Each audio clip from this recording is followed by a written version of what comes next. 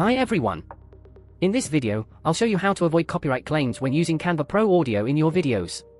By linking your YouTube account to Canva, you can download your videos without any copyright issues.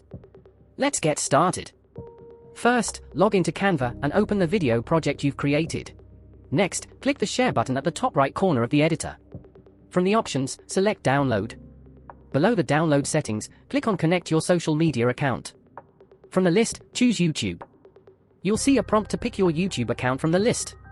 Select the account you want to connect and grant Canva the necessary permissions. This step ensures your audio usage is properly licensed.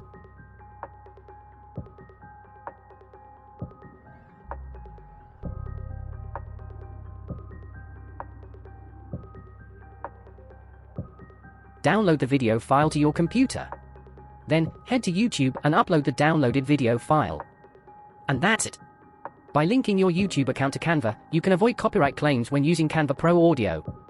If this tutorial helped, be sure to like and subscribe for more quick tips. Thanks for watching.